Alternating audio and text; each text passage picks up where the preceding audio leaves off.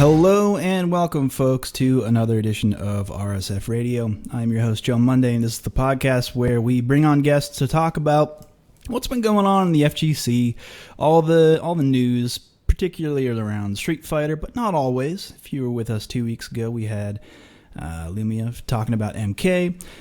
Do want to give a special shout out before I introduce this guest, a tip of the hat and a congratulations on doing a good episode to Noguremi and Sriracha Flash. Really impressed with their work, actually.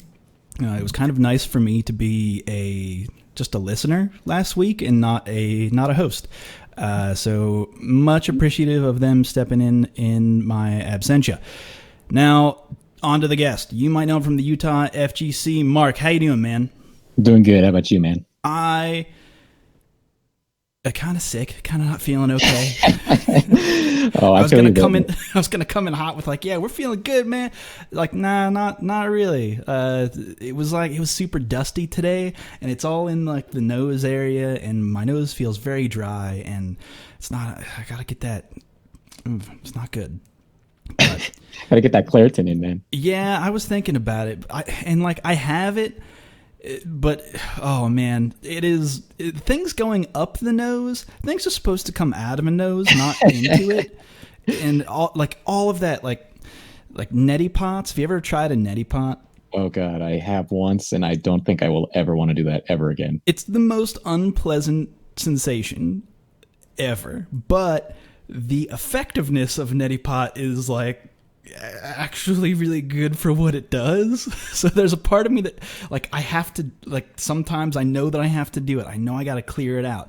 And also, if you guys don't know what we're talking about, Google neti pot and just look at the faces that people make in all of the advertising. It is the most robotic fuckery that is. It's so off-putting. I hate every bit of it, but I cannot deny the effectiveness. But what I cannot deny the effectiveness is the Utah FGC, which is what I want you to talk about. That's why you're on the show. I know that there's a good scene in Utah, but before we really get into all of that, and probably mixed in with that, anytime I have a guest on, which is every week, basically, I always ask, what are you up to? What things do you have to pitch me? What are you selling up front? Because, you want to get that social stuff out of the way, because people don't listen to the back end of the show. They're going to listen at the front. So what are you up to? What do you got going on? Okay, well, like you said, I'm part of the Utah FGC. I'm one of the head TOs here, and we have a big tournament scene here. Our largest tournament is the Salt Lake Skirmish. We actually carry that at a boxing gym in the heart of Salt Lake. Yeah, we have boxing in there. We have setups going on. We have even live DJ. So I mean, we got some cool stuff going on. Wait, you got live DJ? Do you have live setups in the ring? Yeah. Damn. Okay. Shit. All right. That's actually pretty rad. Yeah. So it's looking pretty professional. Not gonna lie. So with live DJ, let me ask you this, because I'm gonna sidetrack as you're doing your bit. Does the DJ play like during fights, like during final? What's the DJ situation? I'm fascinated by live music during events. So our DJ is actually one of our Street Fighter players here. His name is Ukatalika, and he's a homie of our venue owner. I can't remember exactly who he plays in Street Fighter. I feel like it's Bison. I'm not sure. But anyway, that's beside the point. He plays during the entire tournament. So like during casuals, during, finals, all that kind of stuff. He has his little live mixing tables. We got vinyl, all that good stuff. And, we have our classic club hits from the 80s, the 90s going on, but also some nice fighting game related tracks as well. We had Test Your Might going on last monthly. We had the Ryu theme. We had a bunch of cool stuff. But yeah. Damn, that actually sounds like a really fucking rad time. Does he have do you know what his @ is on Twitter, or if he's on anything where people could reach that DJ? Ooh. Just for, you know what? If not, if you don't have it up, just share it with me after the show if possible. I'll put it in the show notes because I heard what you said his name was, but I wouldn't be able to spell that with letters because it's kind of out there as far as I'm concerned. But in the meantime, though, as you look that up later on after the show, what else about the Utah FGC is going on? Okay, so we also are holding bar fights. I think it's every third Thursday of the month. And it's at a arcade bar. It is called Quarters, and it's in Salt Lake as well. Lots of great machines, always kept in pristine condition, and I mean alcohol. Where can you go wrong with that? We have fighting games and alcohol both in one place together, so you know there's going to be crazy shit going on. We got our loud players, we got our soft players, and sometimes we get them mixed up between the two because everybody's just having a good time down at bar fights. So we have that going on. Let's see, what else do we have? I like how you have your DJ at the gym instead of the bar. It just personally, from that to me, there's something special about that, honestly. Oh yeah, for sure. The gym itself is extremely spacious. Like there's plenty of area for setups and casuals and what have you, and a nice little area. We had a taco bar last monthly. Dang. So the owner of the venue, his girlfriend came out and was serving us up tacos, and we had Modelo's going on for the beer portion. We had all sorts of good stuff. But DJ only for our skirmishes, bar fights. Since it is an open bar for like the rest of the public as well, we don't really have as much say for that kind of stuff. But it's a good time regardless. Right. No, that's cool. All right. So at least two pretty. Did you say those were weekly? Or we have the tournaments. The skirmish itself is monthly. It's usually either at the beginning of the month or the end of the month. Cool. And for bar fights, I believe it's the third Thursday of each month. Awesome. And among like other casuals and things that we have in Provo and Ogden, Salt Lake, all sorts of things like that. That sounds like a lot of stuff going on in Utah, honestly. I mean, what's going on in Utah? It sounds like there's no one or anything nothing is happening in Utah. Oh, there's definitely some thing about that around the water cooler, and I definitely do have my share of things to say about that as well. So I'm sure you have opinions, but for people who aren't, I have to extrapolate this a little bit for the listeners at home.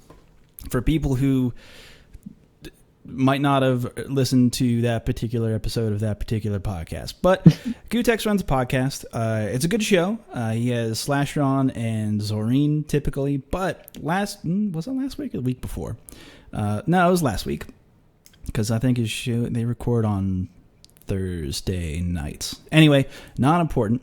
That is important if you want to go check out that show. It's a good show. I recommend you do it.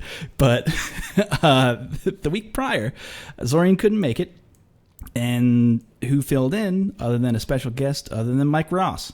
And anytime that Mike Ross graces the fighting game community with his presence, people listen. It is astounding how much star power that guy has, even years after not being accessible, not being like out and about. It is, to me, I'm like, man, how do people even know who you are still? Like, it's a whole new generation. There are thousands of people who don't know who this person or the lore or anything that happened. Lore. There's a lot of lore involved. Honestly, you're not wrong. There's a huge long history of all that stuff. But he came on the show, and because people listen and because people take his word with a grain of salt, I should say, something came up on the show after they talked about Gustavo winning again. Was that there's no one in Utah to challenge Gustavo, which what I'll say to that is correct. Gustavo is the best out there because he's just one of the best players in North America, pretty like much. yeah, in North America, in fighting games, like in general, like he's a super talent. Not gonna try and event hubs take away the win from him, G style. Okay. We got to check the player tier list now to make sure you got it in sync there. Yeah, that's a whole other conversation. Again, not to disparage 801 Strider's good name, but what was said on the show was ain't nothing going on. There's both of them, everyone on that show was like, I can't really think of anything going on in Utah, but me, for whatever reason, I have inserted myself into a lot of community. That sounds nasty. I shouldn't say that. I should say I have rubbed shoulders with some of the other communities. Yes, I have. Yes, yeah. I have sat at the same arcade. I sat at the stick with across the screen from players all around, and Utah happens to be one of the scenes where I'm pretty familiar with a lot of the players down there. And as they were going on this, like, it was kind of like a 10-minute bit of nothing happened. Mormon combat came out of it, which is a good pun, honestly.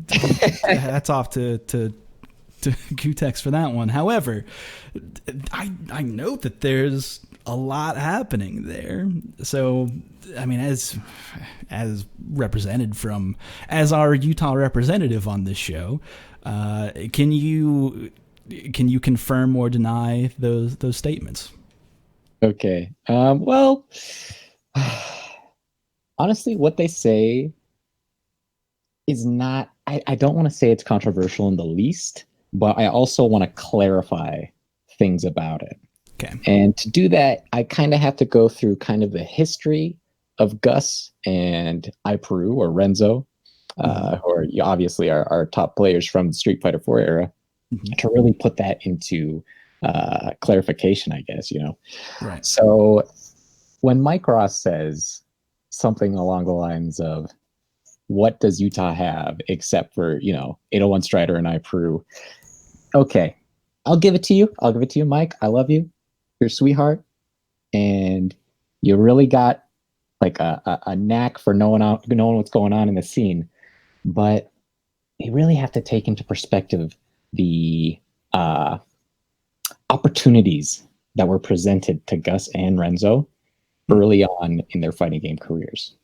And what I mean by that is, and I'm sure there's many people who already know this, in any scene, honestly, the 801 tag isn't just a tag for Utah players in general, but specifically a tag for people who have been sponsored by a certain individual. His name's Hadoken MD, and we're just going to go by that. I don't know if he cares about his name being out in the open, but Dr. Hadoken MD. Dr. Hadoken, there we go.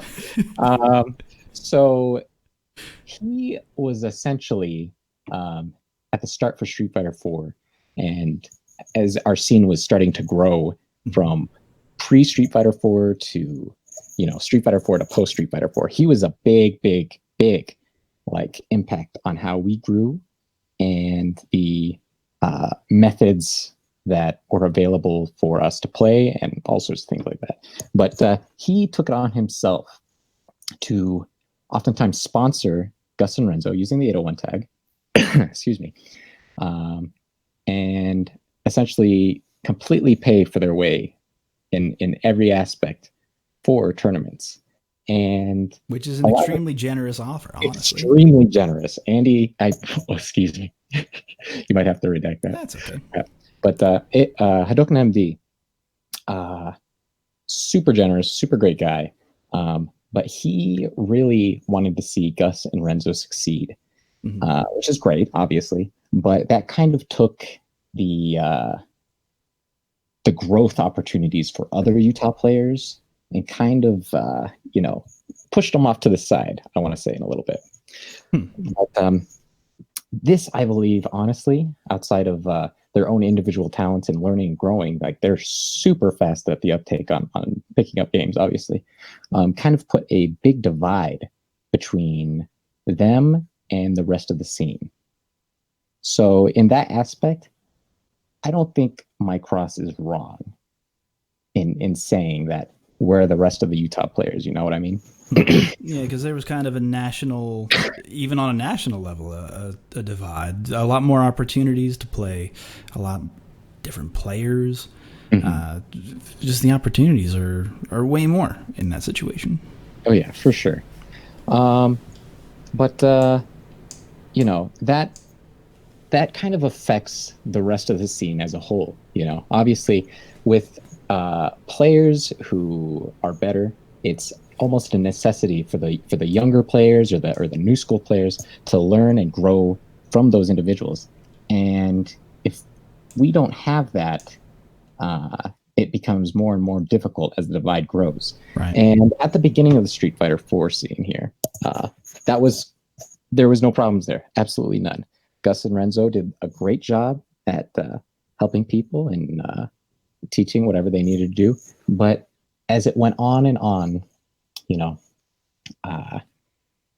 things started to get a little slower because a lot of the times there would be players who, you know, would pick things up slower, or they wouldn't quite understand what was being said to them in the way of like teaching perspectives. That at the end of the day, it almost seemed like there was nothing coming from them outside of just going out of state and making themselves big names in tournaments. You know what I mean? Right. So this goes into a lot of other territories of like mentalities of top players compared to low and mid tier players, or getting let's say who can become a top player, and the lessons that sites and locations and population density can do to affect that. There's so many things that go into that. Right. But in general, as much as I hate to say it, Mike Ross is not wrong. Okay. There were no up and coming, or at least if there were up and coming challengers, it's that there was that divide of skill and time to even get to that level for that second tier of player. And Right. What we're talking about is, I mean, shit, at this point, 7 years ago, 6 years ago. It's been a good while, at least since 2009, maybe a little bit more.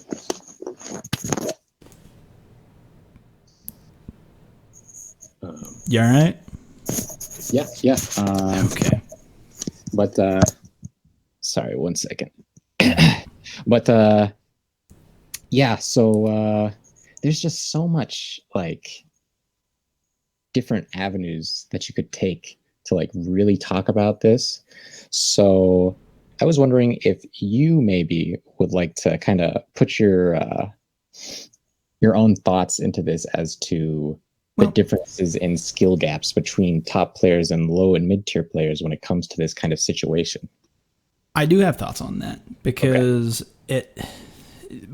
my opinion is this, that you'll have, man, I have to kind of reel it back though, because what someone like that, what a world-class player, what two world-class players can bring to a community can occasionally be destructive in that, especially to smaller communities. And I'm not saying that your community is small.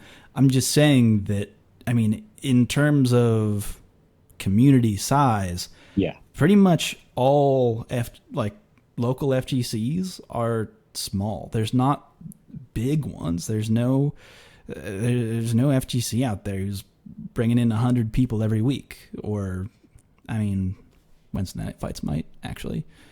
I'm like thinking about that space, but regardless, what I'm talking about is though, like, we might even be. I don't know the number of people who could be out there, but let's just say there's 25 players, right? And the third best player shows up week after week. Third and fourth best player, let's say, because I think that matters. They show up week after week. They pay the money to enter the tournament. They compete, and they're always third and fourth. And they either get reimbursed for what they did or they get nothing. And that's your challengers. Now, do those top players then stick around and teach those other top players how to beat them, how to best them? Because that means then they're not going to win, right? Yeah. So there's like a very like having some skin in the game sense of you don't necessarily want to, and I don't know if this is true of them at the time. I don't know if they did this. I'm just saying. Don't worry, I can elaborate more on that. No worries. Okay, all right. Because I just know that this can, like, the story I'm telling is the story of all of locals throughout all of time. Is that they'll be in whatever, like, Facebook chat or IRC that they had even back in the day and say, hey, is this person coming this week? No? Okay, then I'll come so I can win. I'll have an opportunity to win. They won't even show up, which hurts the local ultimately, because they're not getting that as many entrants that week or as many people coming back. Just all across the board, it's bad, right? When the top player doesn't at least encourage the third and fourth, and what that does for the lowest level player who enters is they see that person, they'll go, okay, I'll play 801 Strider and see what I can do, and they just get rolled and they don't understand why. But players historically, and it's hard to, I mean, look at Patrick Miller's essay on this, just released earlier this week. In fact, it's not on the list of things to talk about. Sorry about that. Oh, no, you're good. Just released a thing that was like, hey, it's actually really difficult to teach someone how to grapple with fighting games. Like you have to basically teach them how to learn before you can even start addressing what can they do to improve. Because you might say, one very basic example is, oh, you should press like fierce on this character. That's a good button. But like, if you give that advice to a low level player, when do they press that button? In what occasion do they press that button? When is it bad for them to press that button? Because sometimes that's the case. And it's just a lot of information that goes out the window. But I mean, as he says in his essay, like, raise your hand if that's advice you've been given or you have given to someone. And it's like, I'm actually guilty of that. You got me. Sorry. So to the lowest level player, it doesn't necessarily help them unless there's long form teaching, or at least some type of, ladder system where they'll stick around for casuals and slowly grind their way up to the top. But also that infers that the lowest level players at your scene are driven to be world-class players, which is not always the case, and certainly not true of everybody. I mean, I don't aspire to be a world-class player. I don't, because I know that I don't have the time. I have a job, and that takes a lot of time. I do the community stuff. I know that I can't. I like playing fighting games, but I know I can't grind the way that I need to in order to best a top player. I know that about myself. And that's a valid way to live. You could be a 9-to-5 guy, you could have a family, and you just like to show up to your local and compete. And maybe you get dunked on by the top level player, but maybe you're not concerned about. Maybe you don't really care about that. You just like the community, you like the people, you like the place, you like the atmosphere, and you just fucking love fighting games because you, the listener, fucking love fighting games. That's why you're listening. Right. So I mean, there's that whole aspect of what it can do to a local, right? Of having a top player, which I kind of want to segue a little bit. I don't want to detract myself too much by going off into a kind of an alleyway here, but something that like really made me grit my teeth, especially listening to that episode of the podcast, is that whenever you have someone come in and say something like that about a community like Utah and say, who you got? There's no one here. Like, fuck out of here with your weak shit. Is that, well, now what does that community think? Like, where's the fire? That's like a big bucket of water on that, on that community, right?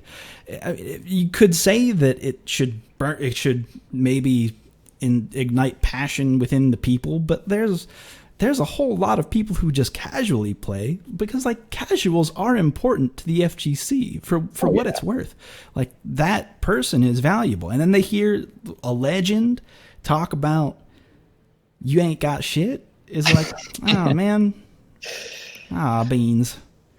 Well, when it comes down to it, at least for Utah in general, just because compared to other scenes, California, New York, Seattle, all those kind of scenes, we definitely are smaller. It's obvious. We're in the Midwest, as far as I'm concerned, and we're kind of stuck in one of those awkward places, where we're closer to higher level players in, say, like Las Vegas and even Colorado, but we're not large enough to really make a name for ourselves outside of those particular special cases. Out of curiosity, what's like the cost of flights out of Salt Lake to like major hubs, like Salt Lake to Chicago? Salt Lake to Chicago. That is honestly a good question. I feel like it's averaging around like 250, 300 for. Okay. It's probably fairly average as far as that goes. Is that drivable to Las Vegas? Oh yeah, it's like from Salt Lake to Las Vegas, it's probably like 4 or 5 hour drive. Not too bad. I was gonna guess like 6. But I mean, depending on traffic, yeah, for sure. Okay. But, desert driving, folks, not exactly fun, but y'all know what it is. But when Mike said that about us, obviously there was significant backlash. We have a couple discords in my scene, one mainly for the Street Fighter players and one for anime tech and Soul Calibur, what have you. And there was a lot of discussion about the ideas that he was presenting, just along with the take some of the older folk. I guess I can't really call myself old because I'm 26, but I've been in the scene for at least like 10 years. So I mean, I'm kind of OG, kind of not. Anyway, but you're on the edge of an 09. Actually, 10 years ago, you are an 09er. I am an 09er. Okay, I want to give everyone like some idea about how long I've been playing fighting games. Outside of 09ing, which is when I did the competitive stuff, with Street Fighter 4 and what have you, I was hardcore garbage can back alley melty blood player. So just to have anybody who's curious about that know. But anyway, so we did have a lot of discussion about this and the implications for what that would mean for the scene and just general mentality of how we can combat these kinds of things, which is why I was so excited when I saw your post about talking about the Utah FGC on Twitter. I was just like, wow, this is a great opportunity for me. But yeah, I might have been subtweeting there a little bit. Yeah, I could kind of tell, but that's okay because I think it is like a really important thing, not just for like Utah FGC in general, but for every single small scene. I mean, when Mike said, for instance, who else is in Utah? You could say the exact same for like, okay, well, who's in fucking North Dakota or who's in, I don't know, Tennessee.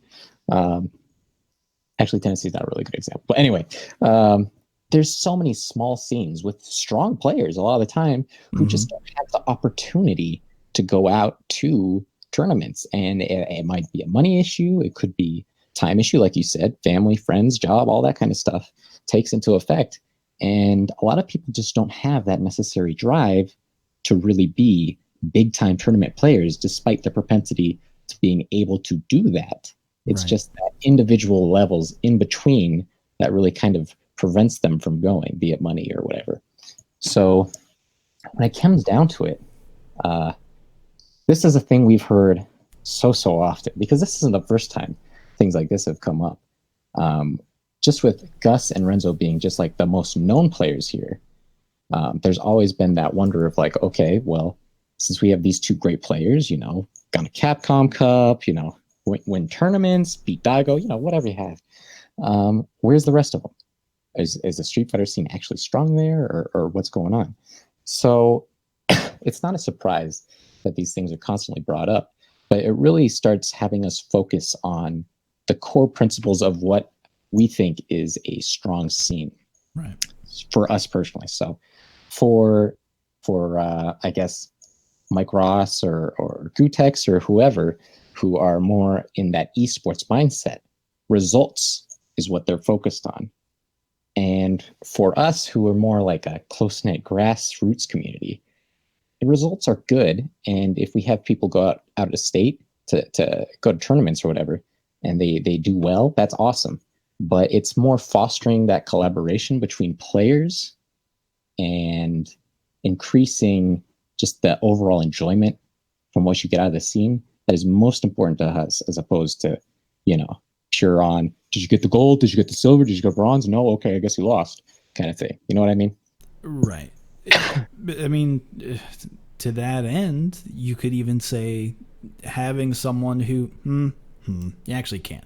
I was going to point to, well, you can't have someone go win the gold and then have that do good for your community. But then I remember, oh wait, Mena went back and totally reinvested in his own community and is like really throwing it down for all of those people. And you've seen that area rise up, which is great. But that's like tippy top level of play. But you have like top level players who could win major tournaments, win ranking events, win any tournament they go to. But that doesn't necessarily mean that is a driver for growth of your own community. There's so many other angles, so many other things that go into the success of a community that have nothing to do with top level. Like the continued life of the Utah scene actually doesn't matter if Strider is there or iPru is there at all. Absolutely. Because let me cut you off, specifically because someone might be hearing this from a scene that doesn't have anyone who has ever ranked or hit any top 8 at all in any tournament that is on the CPT at all. And guess what? They might bring numbers every week. I don't know. And that has value. There is value in your community because of that. You don't have to be pumping out these insane, inhuman players like Gustavo is. Right. Sorry for cutting you off. No, you're good. You're good. And I'd even go so far as to say, just off your point there, is that for me personally, even though Gus has been in Utah, still is in Utah, and is a successful player from Utah, does not necessarily mean that he is a Utah player. There are, in my opinion, there are different states of players. You have obviously the top player, low player, mid-level player, but we have players who are from a state and players who are of a state. And that kind of doesn't make any sense, but let me explain. So when you're from a state, obviously you're from a state, but that doesn't necessarily mean you play for your community or to show, the world stage, I guess you could say, what your community is made out of. And I think very much so that Gus has always been in that boat, not necessarily playing for Utah, but playing from Utah, and because he just loves to play the game. And other players that we've had, and we've actually had other people, do pretty well, even at Evo, and even make waves in like top 8 and such at Evo. We had in Mortal Kombat 9, we had a player. I'm not sure if anybody was familiar with this, but his name's Kelly. He goes by the name Conquer. He got 9th in Mortal Kombat 9, I believe. The year he was out in Evo. In Blaze Blue, we got someone, I believe in 2013, maybe 14, got 2nd at Blaze Blue. We've had plenty of like really successful players who played their heart out because they loved our community and they wanted to show everyone what they were made of. So I think for me personally, that's where it kind of stands as what makes up a player from and of a scene. Right. If that makes sense. Yeah, I think that makes sense. Yeah, I'm in agreement with you there in a lot of ways. Because the success of one main player does not necessarily mean that your local can get the sponsorship money that it needs to grow. Mm-hmm. Like, it might help. It might help. I don't know. I haven't made a pitch deck, but if I were making a pitch deck for Pittsburgh, I would say nephew who attends locals in Pittsburgh, as seen on Street Fighter League. As you can see that this has this many viewers and representing our area, I would pull him in for sure, but only to tie him to other things that have much more viewers than probably what your local stream would bring in. Even if you have a local stream, even if you are a streamer, I don't know if you are or not. And I'm not asking you, are you streaming or not? I'm just as a general, because there's a lot of communities who don't stream at all.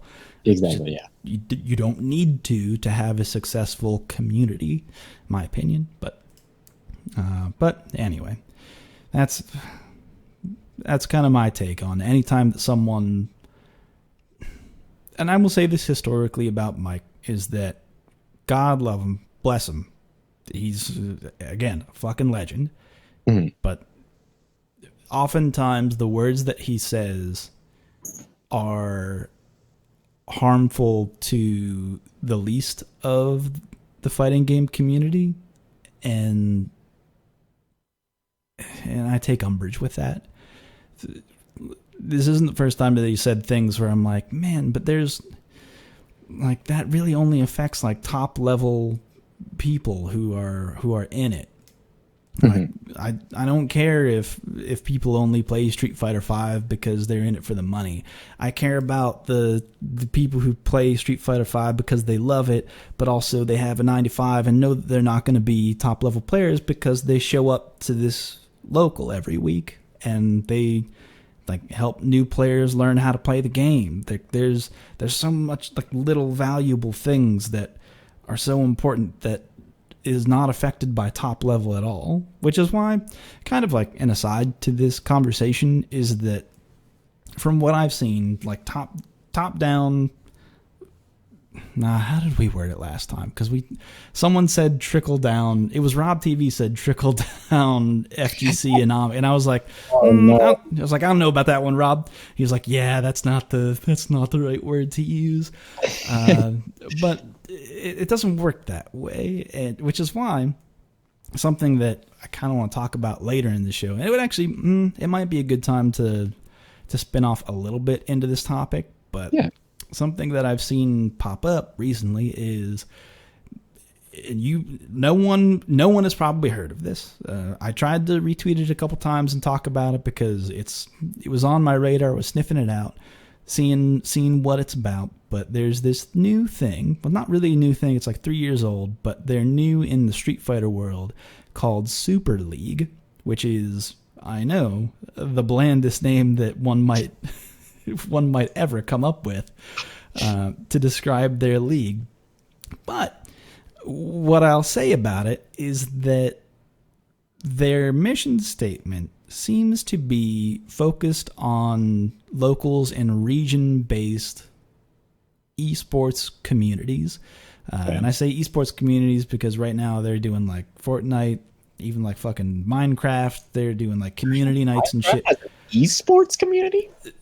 Listen, when I saw that on their website, I was like, hold the fuck up.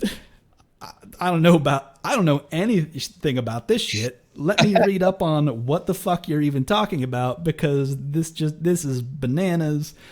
It doesn't make sense to me. But I mean, I looked it up, and the thing about it is that they actually just got a new sponsor today, because I was like, let's follow the money here. Let's see where the money's coming from, if we can maybe explain the situation of Super League, because what they want to do is run a region-based league outside of the CPT, so it'll be a totally different thing, which I think that there's a huge fucking gap between like regular locals, most locals, and the CPT, and like fucking where money goes, there's like fucking nothing in between. So this might be a very nice stopgap for the regions that it is available.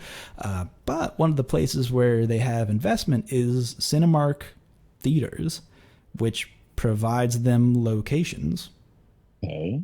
And they have certain cities. I don't have the list of cities up in front of me, and I could look that up real quick, but it's kind of a lot. But they have locations. So I'm like, okay, they have a place to meet up. Like they have their bar, they have their gym, right? That they can send people to, and have been sending people to for like a couple of years now. Now, the other thing that they got today, which makes me kind of be like, I don't know about that, is, and I'll explain why, is they got sponsored money from a fiber optic telecom company. I didn't recognize the name. I don't have it written down here, so sorry. Y'all can look into it. They have like 10, I was going to say like a history of like 10 tweets. That's not exactly true, but like it's not a lot. It's fucking in their history. It would be easily to search for.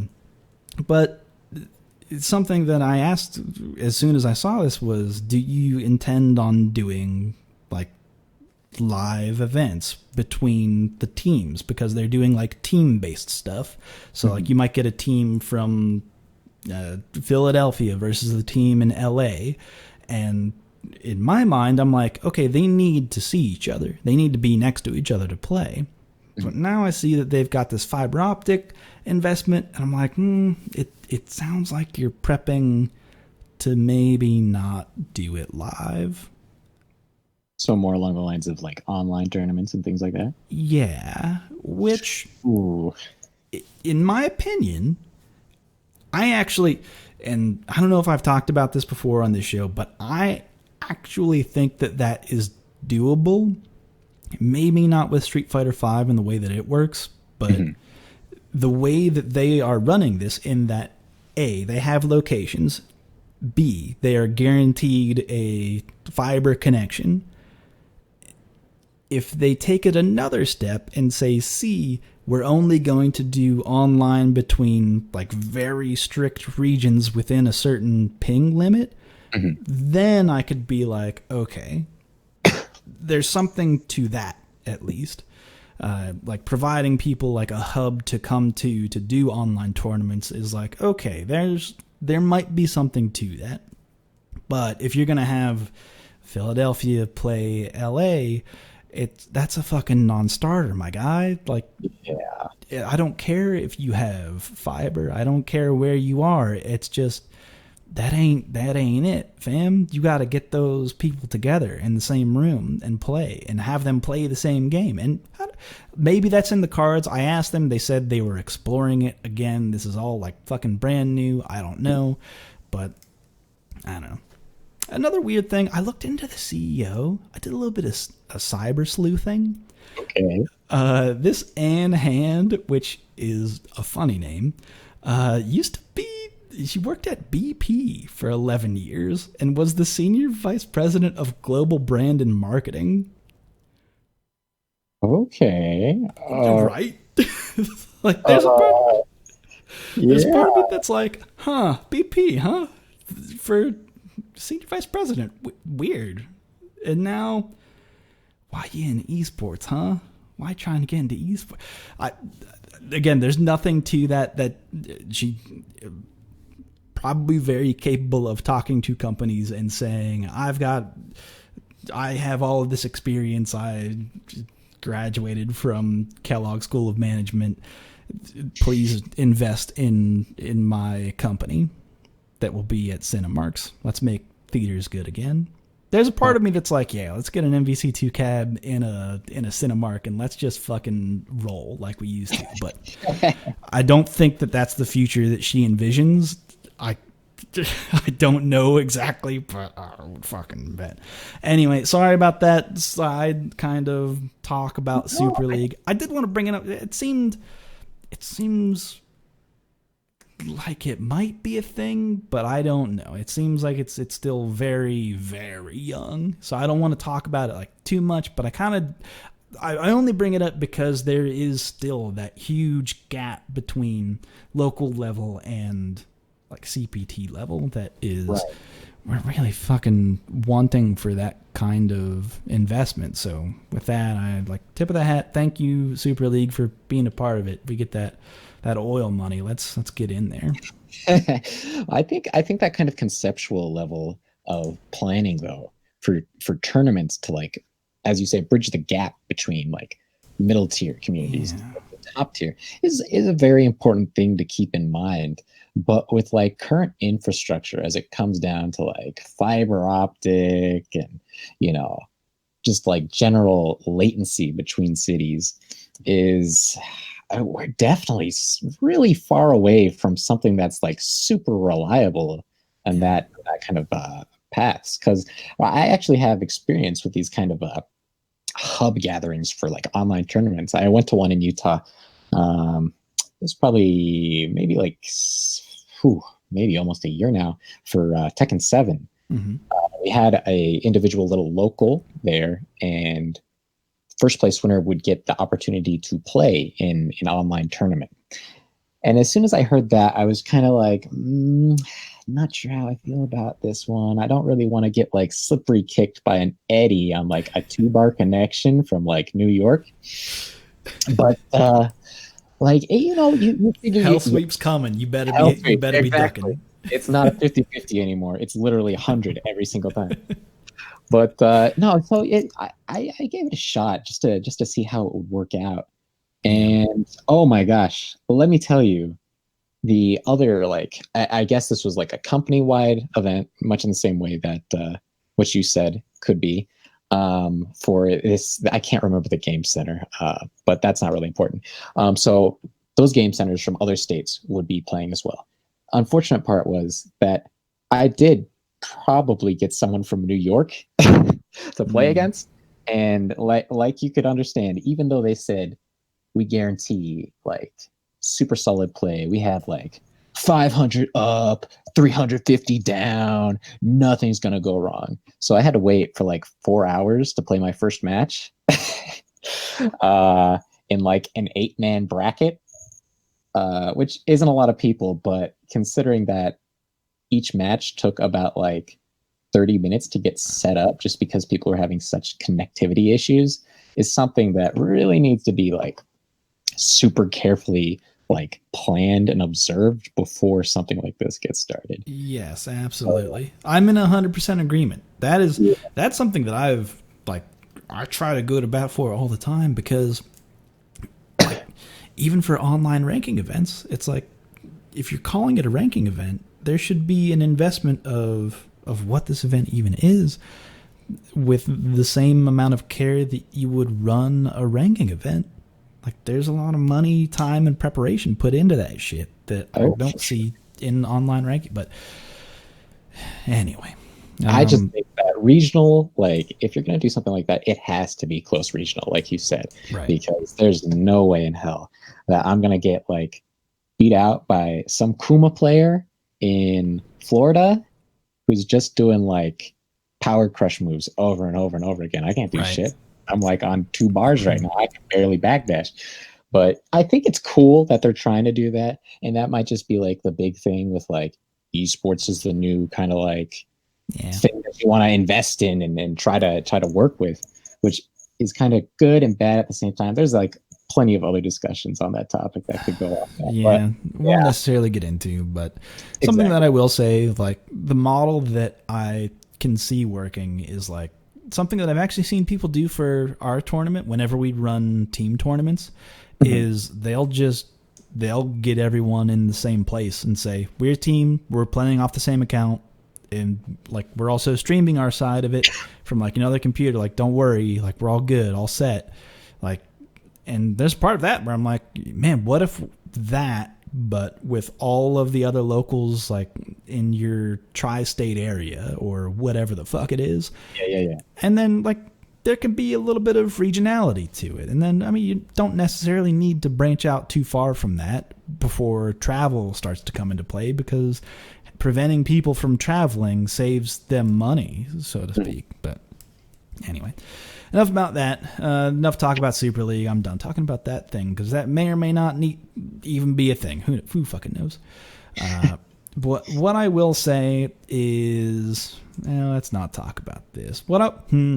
I'll bring it up slightly, but Okay.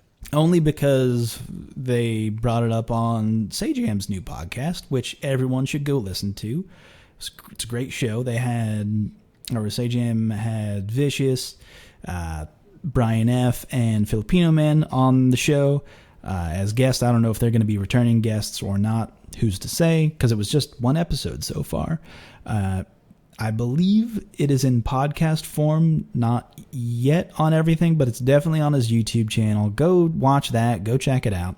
He talks about, or they all talk about the whole fucking East versus West shit. And within all of that, what I'll say about that, and this is kind of where I end up, is that people on the internet are super good at not listening to each other at all, and then forming their arguments on their assumptions about what people are trying to say.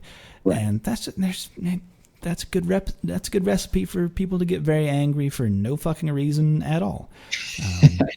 And also do some fucking work. Do work, everybody. Like, there's so much more you could be doing, I'm sure, but that's Sajam's whole thing, and I am in super agreement with him on that. But anyway, I'll offer it to you. Do you have anything that you necessarily want to bring up about that topic for people to East versus West? Yeah, I guess if you want to. You don't have to. That's not a bait, by the way. You don't. Yeah, you don't have to. You don't have to talk shit about the East Coast if you don't want to. I mean, because it's a whole what I'll say for everyone is just listen to that show. That's good. Listen to the show where Rob TV was on. Listen to what Vicious has to say about the whole thing. Brian F. There's nuance to these conversations that is so often missed on Twitter by people who are not putting in the work, let's say, to actually make anything happen. But so you're saying like the proverbial scrub. God, yeah. Yeah. Actually, yes. Okay. There's a fucking lot of that, as it turns out, but that's a whole other conversation of just people who don't know what the fuck they're talking about. I would say this is kind of an aside for me, and I don't know if you've found this to be true as well, but just within like the number, and this isn't like a disparaging thing. I'm not saying this to like talk shit on people, because I also fall into this category. See how I look at Tekken or how I look at Mortal Kombat, for example. But like, there's a whole lot of people out there who have no idea how the fighting game they like works at all. Okay. Yeah, I feel like when it comes down to that, it's kind of like one of those arguments you'd have with, say, your friend or like your significant other or whatever, just like, yeah, I really, really like corn pops, but you know what? Fuck Lucky Charms, man. Like, I don't know why anyone's into that shitty cereal. And then they're just like, well, hold on. Lucky Charms is the fucking shit and corn pops sucks. So it gets into like just flinging each other's shit at each other's faces without like taking into consideration just like, you know what? Yeah, Lucky Charms, they need more like leprechaun hat marshmallows, but what they're doing is pretty good. And corn pops are okay because like they're generally healthier than Lucky Charms. So yeah, there's a whole lot of like favoritism, I guess, and like just general I don't know, it's like almost like a gang mentality when it comes to like games and stuff, you know what I mean? Which weird, can be good at some instances, but mostly bad at others. And I guess you'll see this in like any kind of Twitch chat when it comes to, you know, fighting games being streamed. You know, you'll see your When's Marvel or oh god, I hate Smash Brothers kind of shit. You know, there's not a whole lot of like people just kind of sitting down to really kind of understand what they're seeing on screen. And I know everybody's going to have their favorites, but you know, you just kind of got to like open your mind to the possibilities. And that comes down to the whole East Coast versus West Coast thing. Just like, yes, East Coast has great players. Yes, West Coast has great players. But what's actually happening? Like, how are they impacting their own individual scenes, and how are they translating that into results? You know what I mean? Mm-hmm. Yeah, man. There's just so much misunderstanding in the middle that, like, I don't know. Just fucking listen to people. Try and have some empathy. But anyway, let's move on to another topic, because there's other news that we can somewhat touch upon. Something I want to bring up briefly as we talk about Mortal Kombat is that recently there was an article on PC Gamer that, well, first it was people just talking out on Twitter being like, I don't feel like I need this job anymore, and I don't care what bridges I'm going to burn, because throughout this entire time at NRS, or at least working contract work for NRS, for MK9, MKX, Injustice 2, there were a lot of people who were like, we were not treated very well as employees. Crunch culture was ridiculous. I didn't see my family at all. And there's part of that that's like, what I will say is that at least as of right now, no one is having that conversation about the development cycle for Mortal Kombat 11. That doesn't come up anywhere, or at least hasn't come up anywhere with any developers. Now, I don't know if that's because people aren't talking out about it right now because their job depends on it, or what have you. I don't know. I'm just for full clarity, full disclosure, that it was for specifically reporting on the development of the older games for that NRS has developed. And then also you house this in with, like, there's a walkout happening at Riot. There's fucking people not working for, I mean, if the day we're recording this on the 8th, I mean, don't get an Uber today. Don't get rideshare today. Oh, that's right. I remember that. Oh my God. I could have almost forgotten. Yeah, don't do that. That's actually, for a little disclosure, I had to stop. I didn't record this podcast because my wife was like, I missed the bus. Can you come pick me up? And I'm like, yep, don't call rideshare. I'll be right there. So that's why I had to stop. Like, I was just about to hit record, and then was like, oh wait, hold on, let me check this. I missed a call. I'll be back in 30 minutes. Never mind. Sorry. Because I feel like, I mean, within all of this is that regardless of like, there's just too many stories like this of employees and developers that are just not getting paid livable wages, or working insane hours and not getting compensated for it. I mean, I work long hours, but I get paid to do it. My wife works long hours. She might not necessarily be compensated for all that. I won't speak I'll let her speak to that. But there's a part of that where I'm like, maybe she should get a little bit more. But what I'll say is that, like, I work long hours, I work overtime, I get paid for my overtime. At least in this instance, I haven't been in the past, and that's kind of fucked up. But in these situations that I read about continually within the game development community, this is fucking nuts. Yeah, just thinking about it, like looking over that article was human cost. Really eye-opening. Like, taking into consideration what was happening, and what they said was MK9, Injustice 1 and 2, and MK10. And honestly, I would not be surprised if the same practices had been continuing into MK11. This is like not necessarily like a one-off thing for these companies. It's definitely like getting to be a systemic problem where, you know, you either suffer for the company's sake, or you just suffer, period. And I mean, at this point, it's just going to, you suffer for both the company's sake and your sake just to get things done. Crunch culture is getting to be extremely reminiscent now, at least to my knowledge, of kind of like the work ethic you would see in like Asian cultures, like Japan, with like the non-mandatory overtime, but it is essentially mandatory but non-mandatory at the same time, just to like get ahead in the company, keep your job, and right. See if you can't get any further. Well, that comes up in the article. Someone says, well, I took off that weekend because I didn't work, but I was expected to be there, and then the following week they were fired. Mm-hmm. It's just it's gonna be so rough, just taking into mind like what the future holds for not even just video games, but just like industry professionals in general, about the kind of work weeks and like the man hours and power that they're going to have to go through just to get things done. Because a lot of the time is, I believe in the article it said that they had started production for one of their games 6 months before planned launch. That's absurd to even think about. Like, we think development cycles last for several years, but when it comes down to like 6 months to get something out, like that's like straight up like union breaching practices. And I don't know if there's any unionized like leagues for developers or whatever, but there are starting to be some. I forget. I should really have this up. There's a gaming union on Twitter, at least, that has like helped with this Riot walkout as well. Has been present in these conversations for MK9 for the people at NRS. That is.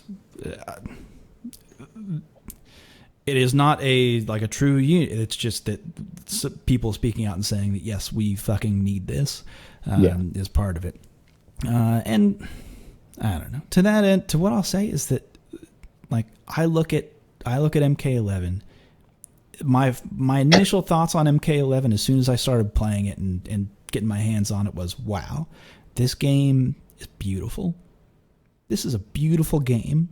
Imagine how talented the people must be to make something like this. Now imagine if those super talented people are fucking like human waste now because of how much crunch they had to put in, and a lot of times during that crunch not actually working but waiting for a build to post and just being available at the office because you're expected to be at the office, not actually working. Imagine if these super talented people that made this beautiful game were like, you know what, the next project's not worth it. Yeah, I definitely think there's going to be severe consequences. I mean, obviously there's going to be severe consequences for this happening, but what really makes it sad is imagine the differences in this game and even some other fighting games that may have experienced the same kind of setback, or not necessarily setback, but like the practices, how much better these could have been given enough time and more resources in like completing this. Because I mean, this is a completely different side conversation that could be had. Just like the release of games with like day one content updates, like DLC and things like that. It's just like, if we just kind of like held off just a little bit, kind of made the the shareholders just a little bit angry and not getting it out as soon as possible just to get those things finished. Imagine how much better things would be for that industry in general. I'm with you, because that's something that I see, and here's like the human side of it. And it's kind of you fuckers out there.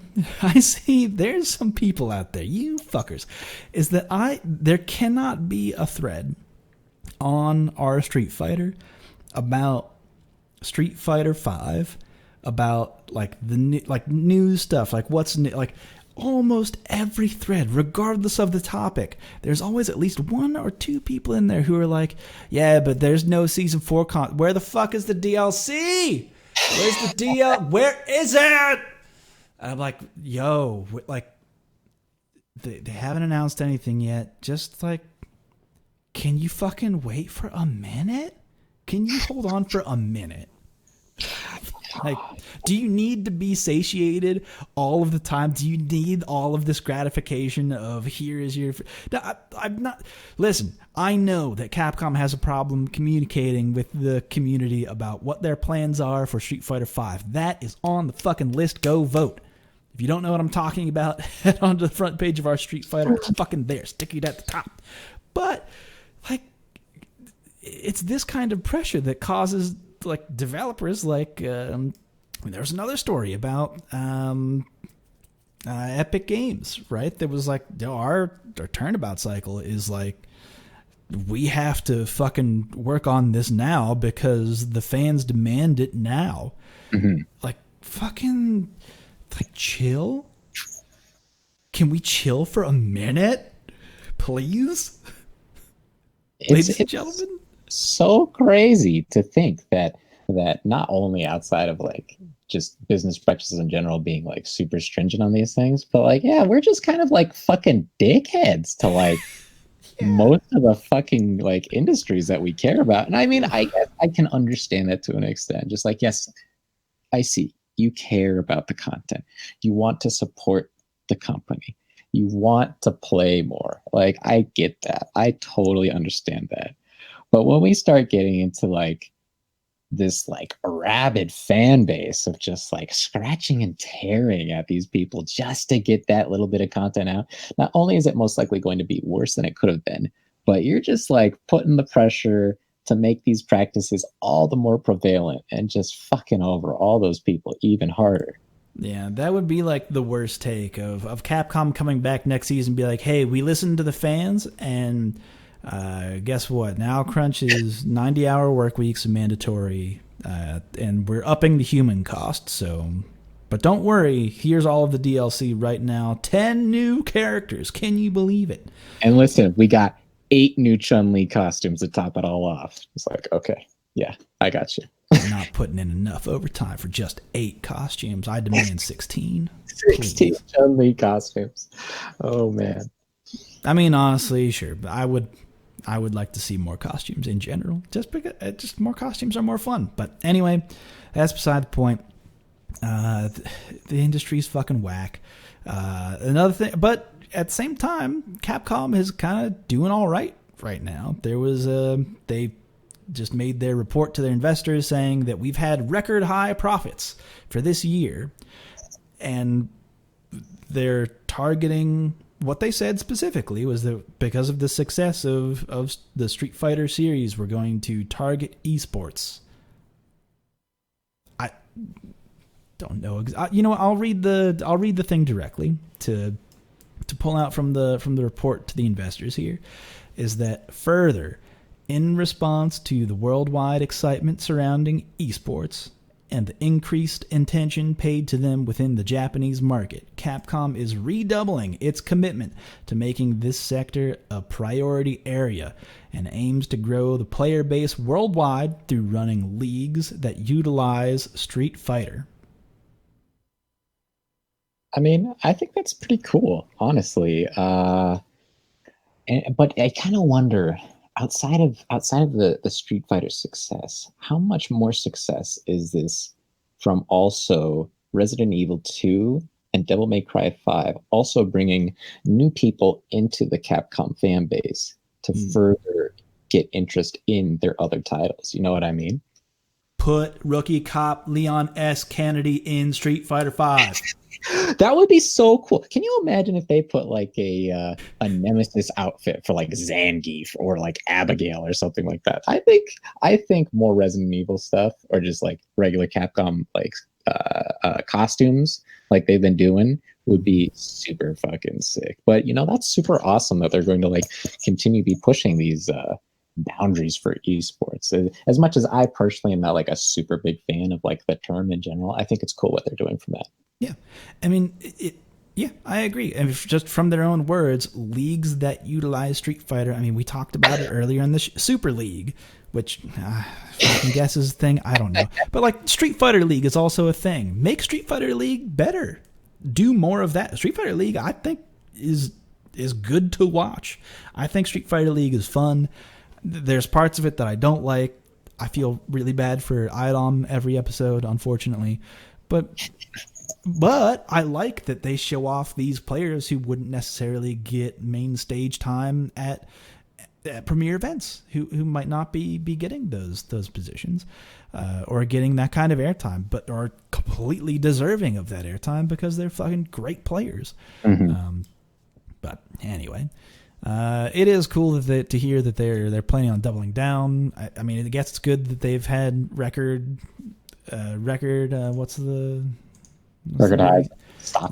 highs, but it's one of those things that I've seen like more times in the news than not, is that anytime people are like record high profits and then mass layoffs like afterwards is like, fucking wait a minute, hold on, why would fire people? But at the same time, it looks like they're hiring more people for like eSports stuff. So I don't know, that shit could be cool. Anyway, that's my take on it.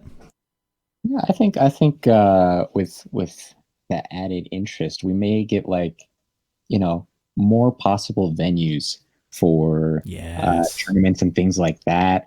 Like we could have more ideas being spread about the possible outcomes for these events, and increased prizes, what have you. And like you said, more opportunities for players who may not be more well known to make a name for themselves on a bigger stage. And that's just like, in general, that's Capcom. If they've done anything like good with Street Fighter in the past while, it's that they've really put in a lot of dedication to like keep that kind of hype building, which is great, and I think needs to be done a little bit more often for fighting games in general. Yeah, 100%. All right. Well, now that let's continue to dunk on big corporations, because that's fun to do. We kind of maybe two more things before we kind of end the show. Getting a little long in the tooth, folks, but stick with us. Stick with it just a moment longer, because we gotta dunk on Twitch. I gotta dunk on Twitch right now. A4 Andre still banned on Twitch. Ooh, that's such a crazy one, dude. Did you watch this video of his explanation? I did. Man, can you fuck? It'll be in the show notes, folks.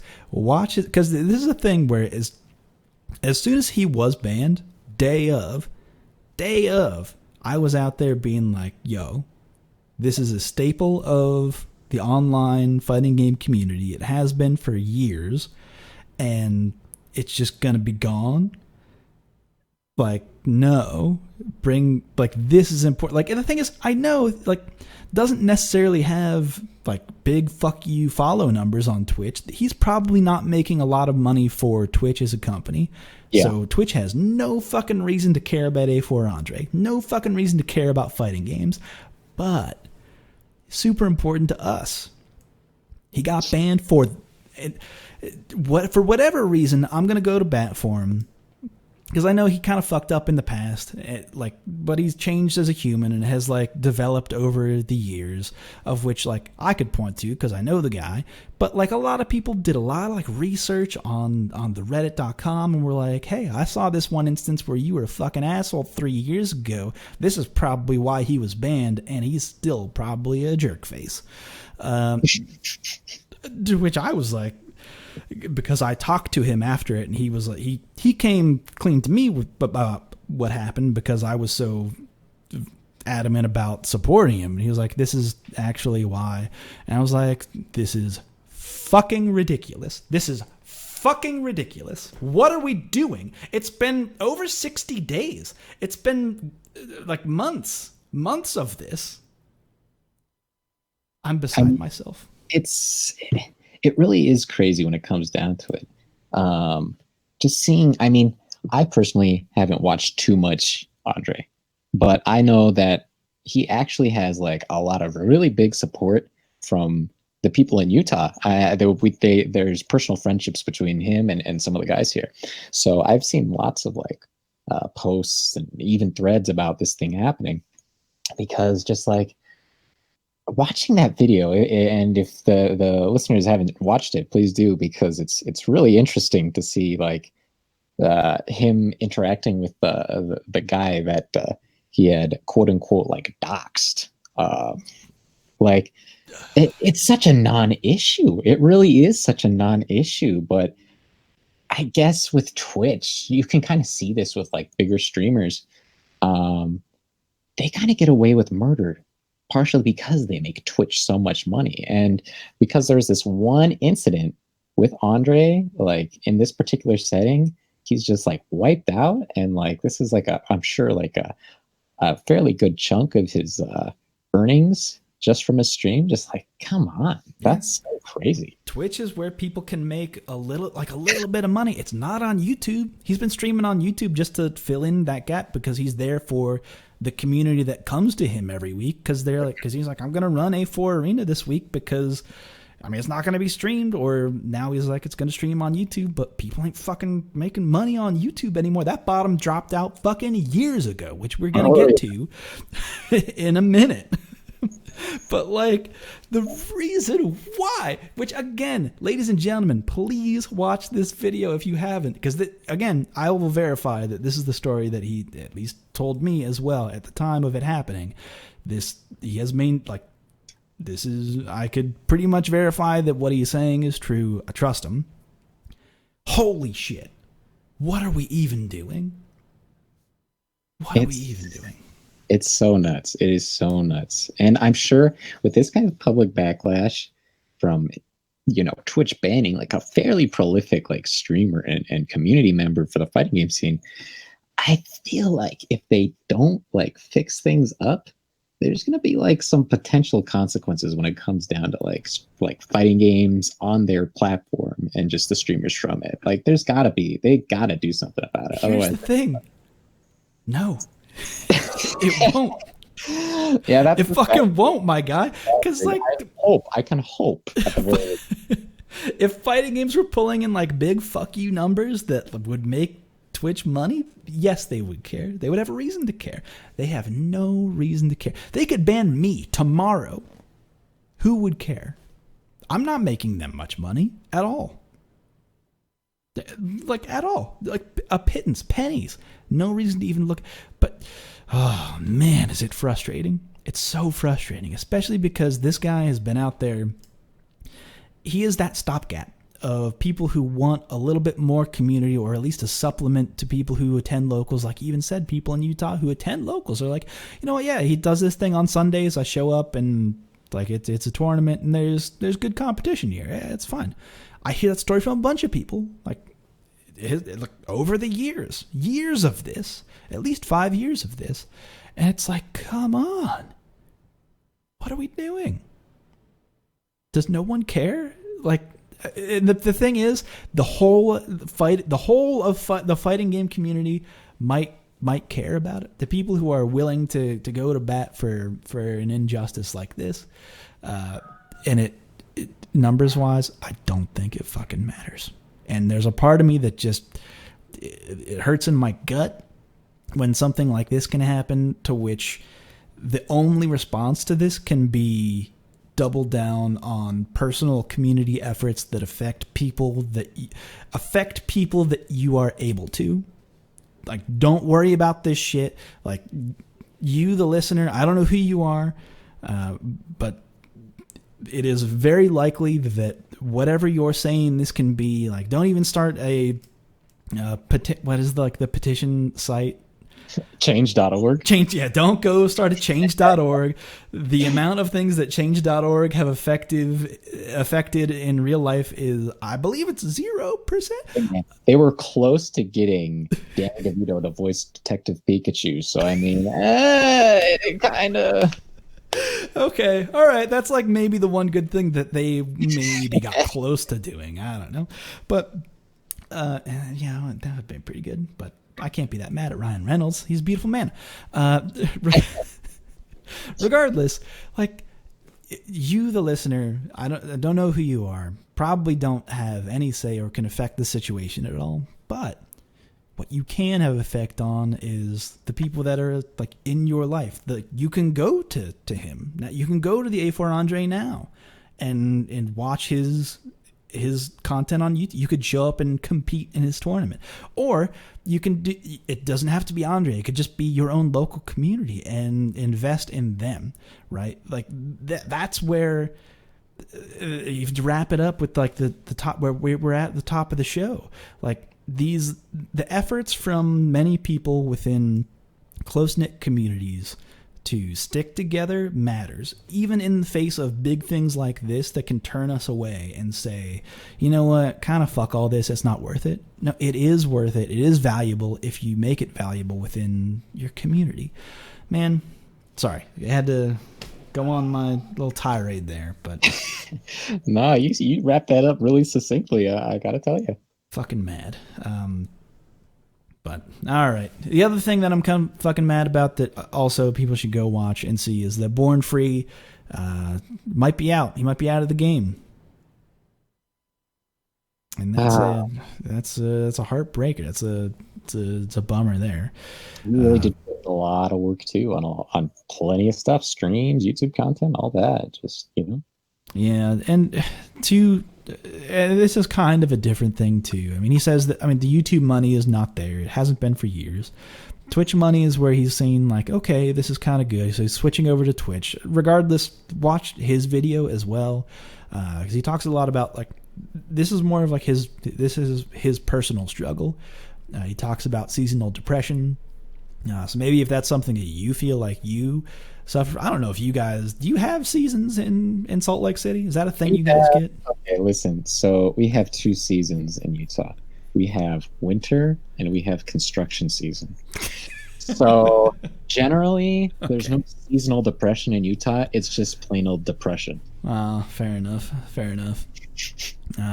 But no, he talks about how that affects him, how it affects his content output, where that might take him in the course of the next couple months. But go watch it if you've cared about anything that he's done in the past. If you don't know who he is, go watch all of his interviews. It's fantastic work. He's pulled so many good personal stories out of players over the years that like this is a valued member of. This is someone who's made something good for the community at large, and like love the guy to death.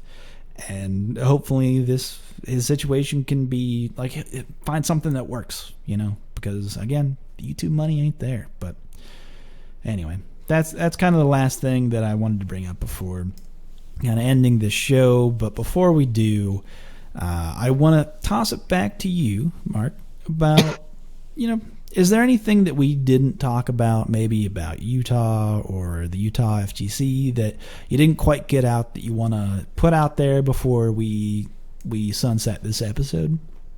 Well, I'm just gonna kind of wrap it up really quick on the side of Utah. Utah has there's so many topics I could have gone into in a lot of depth when it comes down to us personally, my relationship between the scene and Gus, because Gus did essentially trained me, him and Renzo, during the Street Fighter times, and just my work as tournament organizer and everything else like that. There's so much I could have gone off of, but there's one thing I want to really, really pound into the end of this is my opinions and what I have described about Utah are my own. I am Mark's opinions are not the expressed opinions of Utah or Salt Lake City. Okay. So I am almost positive that when this episode comes out, there's going to be some kind of talk about this.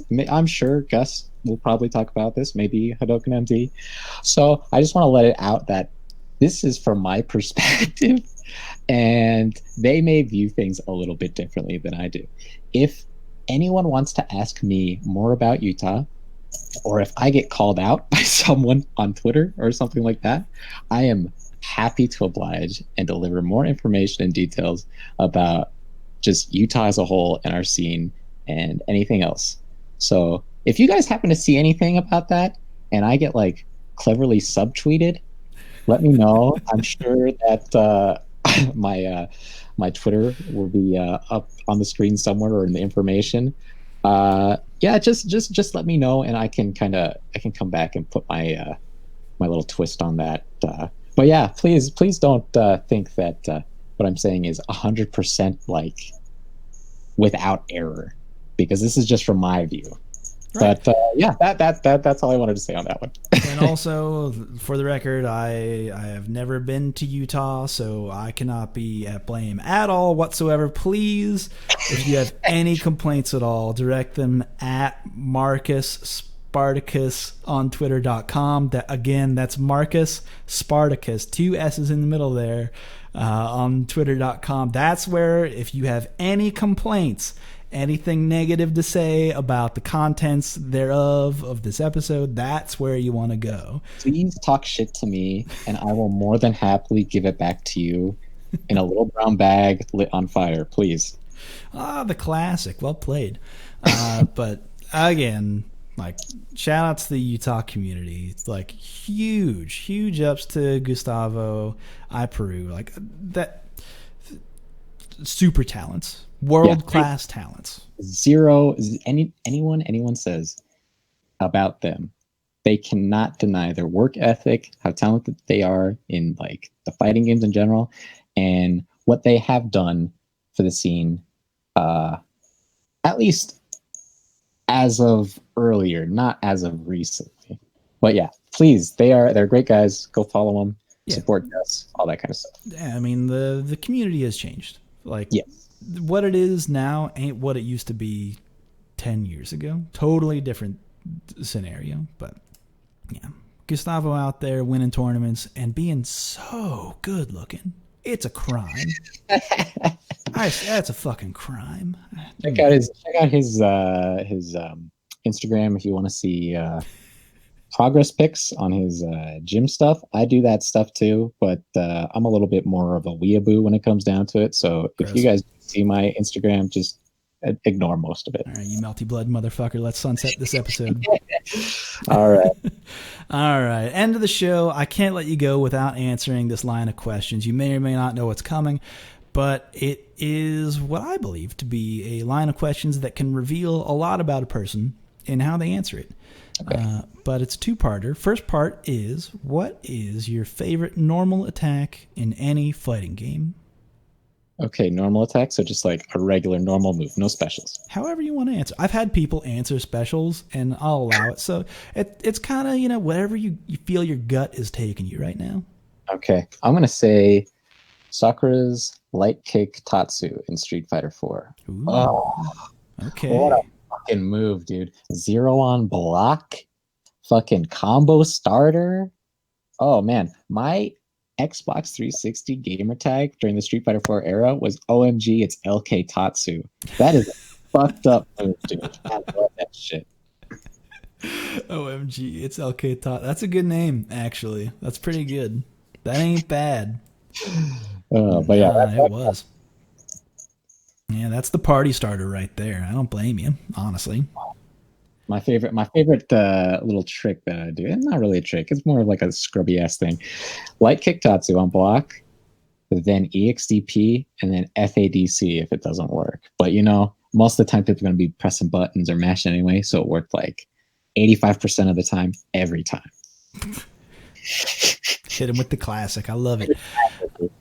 All right. Well, part of that, and this might include a light kick Tatsu, is what is your favorite combo in any fighting game?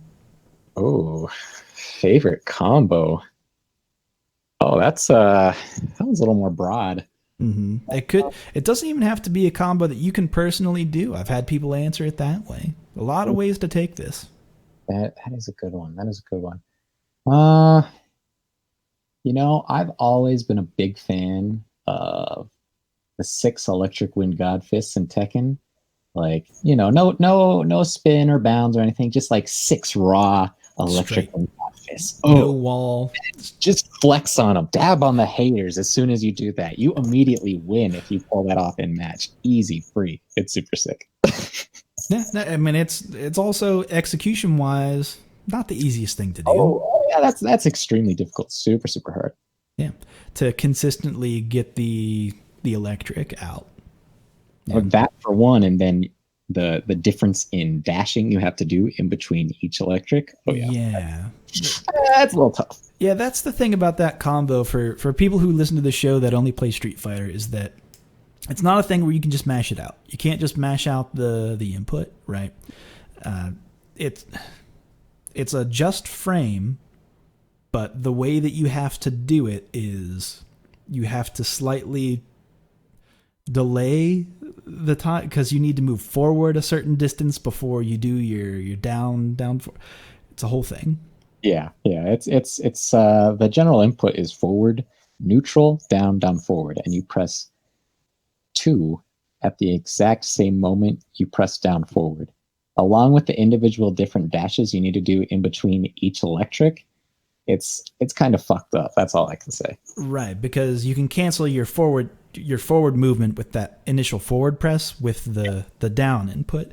So like that's the key here, and this is what makes that combo so difficult. But yeah, it's a big flex whenever you get it all out there. This is how to do electrics 101, this podcast. So hope you guys found this good. Leave me a like, favorite on YouTube just from this video for electrics. Thanks. Thanks. Be sure to like and subscribe. Not that it fucking means anything. Anyway, that's a show, folks. That's going to do it. We're going to wrap things up here. But before we go, again, where can people send all the hate mail of this episode to on the internet?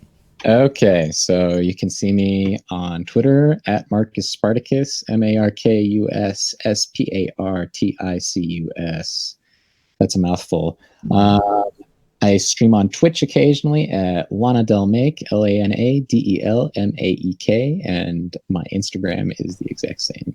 There's also our Get Good FGC website. Oh, shoot. I'm trying to remember it off the top of my head. It's just getgoodfgc.com. Go to https:// That's